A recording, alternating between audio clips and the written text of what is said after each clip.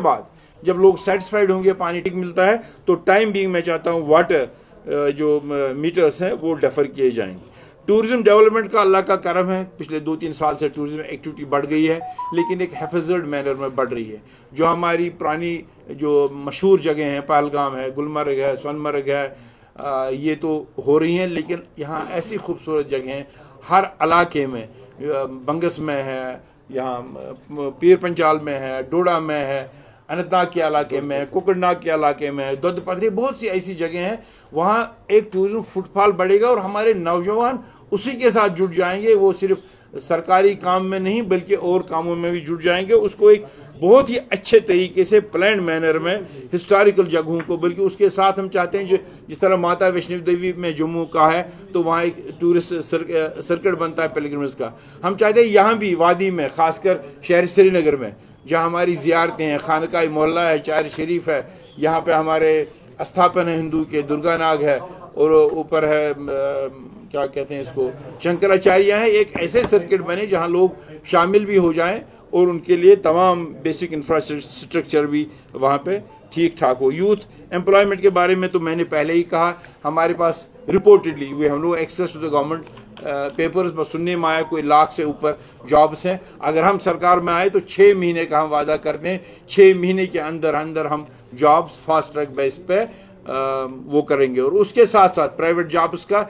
एक बिल्कुल होगी कॉरपोरेशन कि जितने बच्चे जाएंगे वो they should not feel insecure, आज प्राइवेट नौकरी में जाएंगे कल कोई निकालेंगे, उसमें एक रास्ता निकालने की कोशिश करेंगे ताकि प्राइवेट सेक्टर में भी ठीक ठाक से बच्चे जज्ब हो सकें। और जो हाइडल प्रोजेक्ट्स है जिनमें ऊपर मैंने जिक्र किया, उसमें चूंकि बहुत से मुलाजिम बाहर के हैं, हम चाहते हैं कि 80% जॉब्स हमें यहाँ मिल जाएं।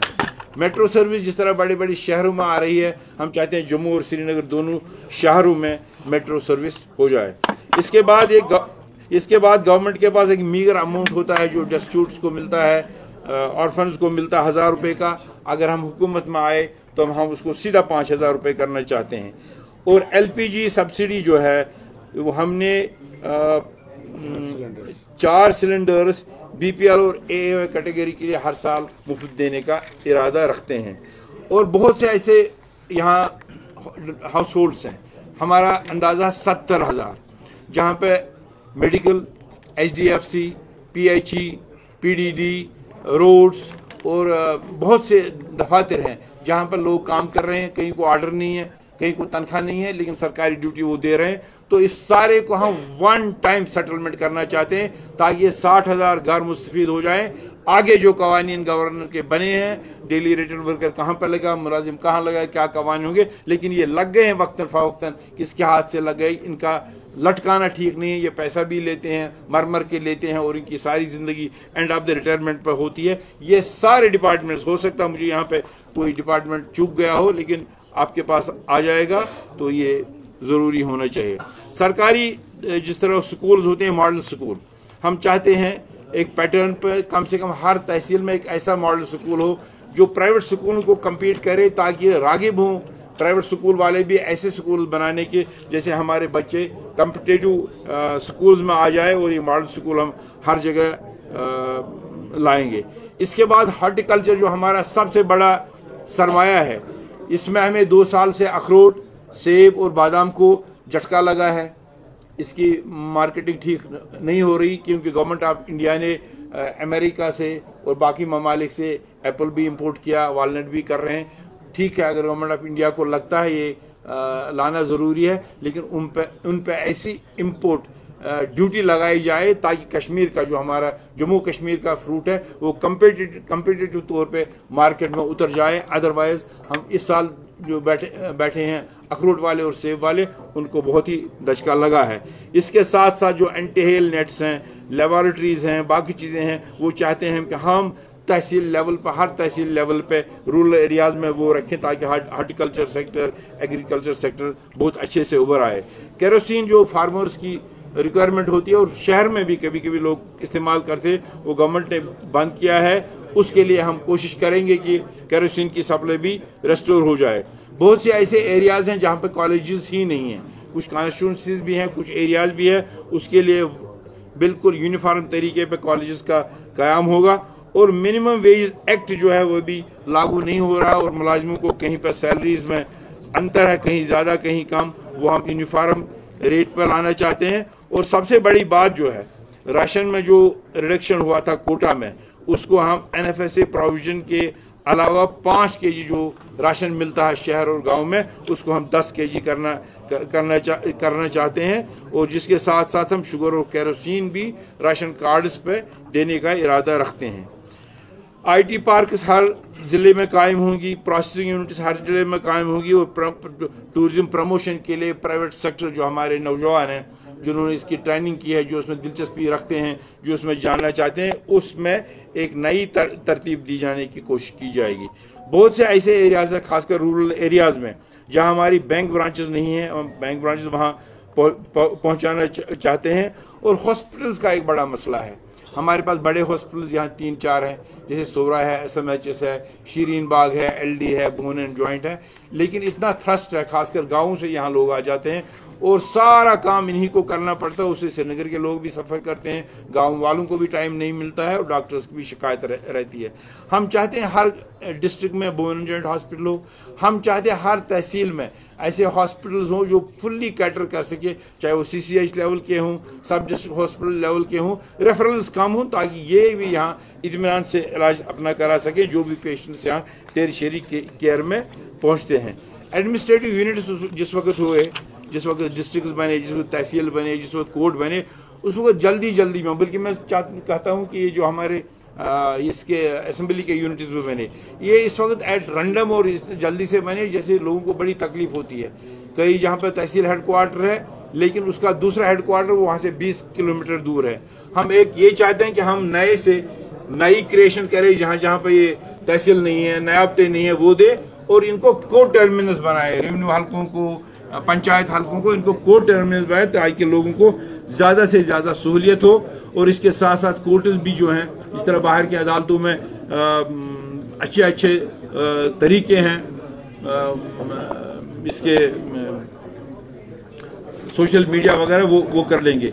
KCC लोन्स का बहुत एक बड़ा मसला है यहाँ पे, खासकर रूरल एरियाज में, चूंकि मिलिटेंसी थी 5 अगस्त के बाद भी लोगों ने ठीक किया, और KCC लोन्स है लोग वापस नहीं कर पा रहे हैं।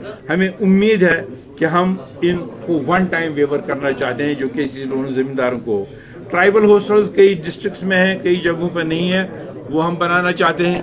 चूंकि वाटर टेबल कम होने लगा, जो एनवायरमेंटल हैजर्ड हो गया है, पानी कम आ रहा है, तो इसलिए मुझे लगता है हमें ट्यूबवेल्स की तरफ लोगों को एनकरेज करना होगा, और उसके लिए हम सब्सिडाइज्ड स्कीम्स बनाना चाहते हैं।